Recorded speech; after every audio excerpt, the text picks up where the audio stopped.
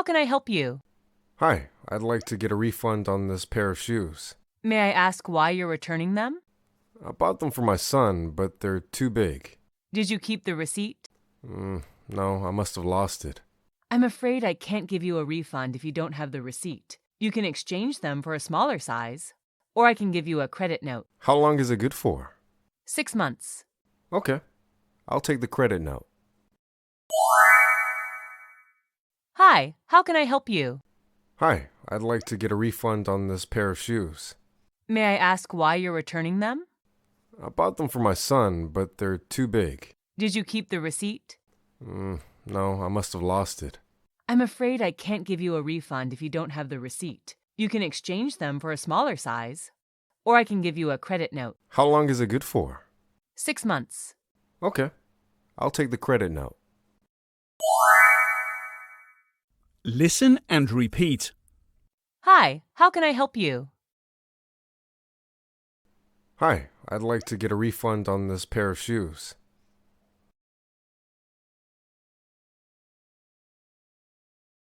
May I ask why you're returning them? I bought them for my son, but they're too big. Did you keep the receipt?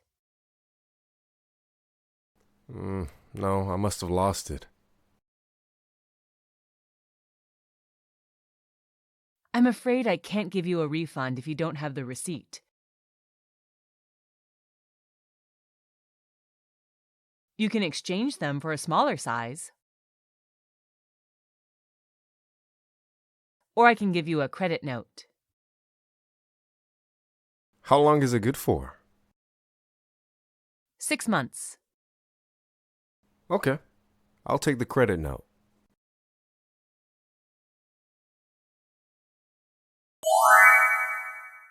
Listening comprehension. Listen to the text and answer the true-false questions on your PDF. If you buy something in a shop and it turns out to be damaged, broken, or faulty in some way, you have a legal right to return the goods and get your money back, as long as they are still under guarantee. If you bought something in a shop and then just changed your mind about it, you do not have any legal right to return the goods. However, many shops have a returns policy which lets you take your items back to the shop for any reason and get a refund. Sometimes shops will only let you exchange the goods for something else in the store, rather than giving you a refund. Or they may give you a credit note or voucher to use in their store. This is often the case if you're returning something you bought in a sale. You'll usually need to show where and when you bought your goods. You can prove this with your receipt if you have one. If you don't have a receipt and you bought the items using a debit or credit card, you could ask if they will accept a card statement as proof of purchase. Questions. Now it's your turn to speak. I'm going to ask you a series of questions relating to the topic of this lesson. Pause the recording to give yourself time to answer, and don't just answer yes or no. Try to give as much information as possible. When was the last time you returned goods to a shop?